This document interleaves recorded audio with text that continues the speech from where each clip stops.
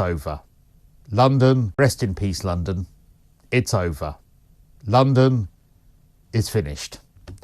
I really can't understand the result. Well, firstly, let me start by saying that I accept the result because a lot of people seem to believe, and this is on the cesspit that is Twitter, X, whatever it's called now, a lot of people seem to believe that if you question the result, or if you ask how on earth Sadiq Khan has managed to win a third term, people seem to think that you're in some way questioning people's democratic choices. I accept the result. I obviously accept that he's won a third term. And I say as well that although I think that he is a lying, dishonest, divisive, repellent, horrific, race to the bottom character in both his policies and anything he says, I do 100% acknowledge what a brilliant achievement it is to win a third term. And for that, I think he deserves credit.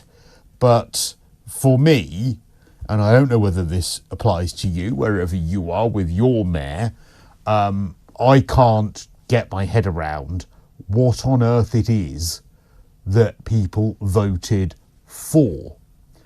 And I asked last night on Twitter, X, whatever we're calling it these days, I said, what is it? How could anyone think that another 4 years of Sadiq Khan is good for London? Can you make me understand what it is that made people vote for Sadiq? Because London is failing on every single metric that you can possibly measure the London mayor's success. Crime is up in every single element of crime is up. Stabbings have gone up by 40% since he became London mayor. Crime is up on the underground. Robbery is up. I mean, every single crime is up. Policing, well, the Met Police went into special measures. Housing, he's missed his targets. Nightlife, well, more nightlife has closed under Sadiq Khan than at any other time, and disproportionately more in London than the rest of England. London is the most congested city in the world. He's put council tax up. His section of the council tax has gone up every single year, year after year. So I asked people what it is that they voted for. And what was really interesting is I got pretty much the same response from everyone. Firstly, some of his supporters are absolutely repellent. They're awful. Some of the abuse I got by asking the question, because I really want to try and understand why people thought that he was a good idea to vote for. I really wanted to understand. And firstly, I got about 3 different kinds of responses. Firstly, abuse. Number 2 was Susan Hall wasn't strong enough, wasn't a good enough candidate, which is fair. So therefore, you're not voting for Sadiq Khan, you're voting against Susan Hall. The policy achievements that they could point at were free school meals and fares being frozen. Policy ideas as to how what he came up with. Fair enough, fair play. That's 2 policies of Sadiq Khan's. But overwhelmingly, when I was pointing out to these people, well, you know, how can you have seen him as a success when he tried to suppress reports showing that the air quality as a result of the ultra-low emission zone he brought in, his deputy mayor tried to suppress those reports, and the Advertising Standard Authority found that he had misled London with the advertising about that. The Advertising Standard Authority also found that he had misled London when it came to the number of cars that were compliant when it came to the ultra-low emission zone. His own impact assessments found that there was little to no difference to the outer part of London's air quality by bringing in the ultra-low emission zone, even though you've made millions and millions from it. And more importantly, how can you vote for someone who has presided over so many stabbings?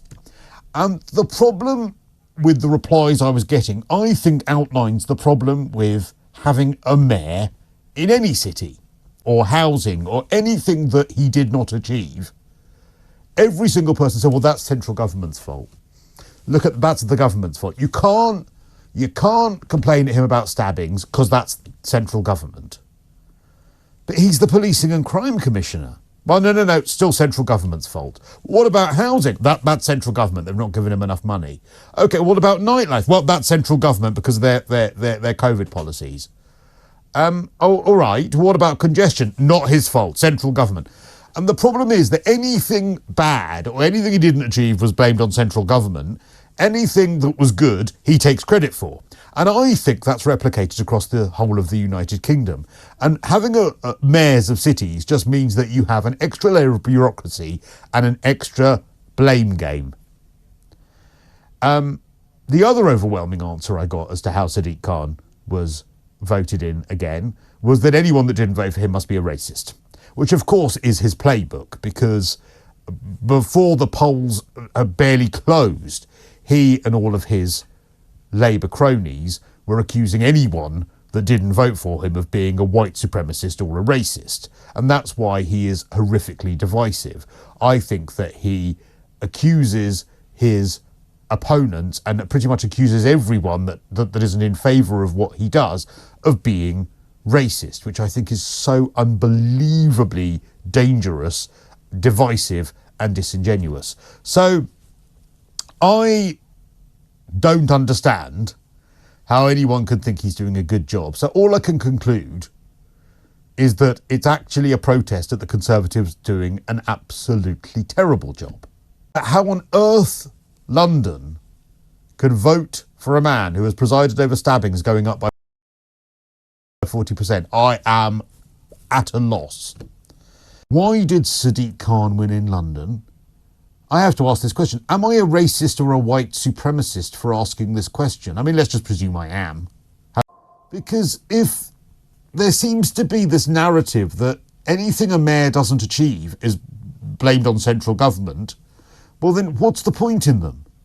If as the Policing and Crime Commissioner, he can't stop the Met Police going into special measures and he can't stop the rise in crime, then that means that he is a redundant figure. That means the office of mayor is redundant.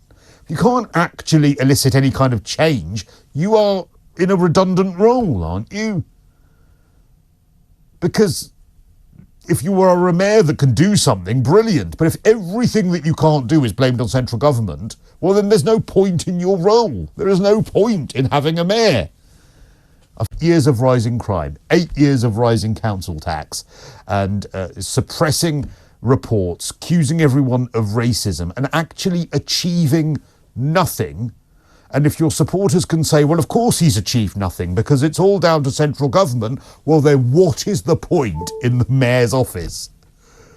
What is the point? Because all of these supporters who were saying you can't blame Sadiq Khan for this, you can't blame Sadiq Khan for that, all they're doing is arguing against Sadiq Khan or any London mayor. And I really see the office as quite pointless. I mean, I've said this before the election. I've said it for the last few years that I think the office of mayor is utterly pointless. I accept the result. That's democracy. But I absolutely loathe the result. And I guarantee you, we are going to end up with more charges, more restrictions, and the one thing that he does have control over, which is, of course, Transport for London, we're going to end up with pay-per-mile charging. And when people say, well, look, he's denied pay-per-mile charging, you just remember that the Boris Johnson of the Labour Party, which is what I believe Sadiq Khan is, he absolutely, on the record, denied that he was going to extend the ultra-low emission zone, and that turned out to be a lie. He lied when it came to that, and he will lie when it comes to pay-per-mile charging, because he will see motorists as a cash cow. He thinks if you can afford a car, you're a billionaire. And I'm afraid he has the political idea that if you have managed, or if you're able to scrape together the money to run a vehicle in London, because ultimately you need to, he thinks, well, that's money I'd like a little piece of. That's money I would like to get my sticky little fingers on. Rest in peace, London. It's over. London is finished.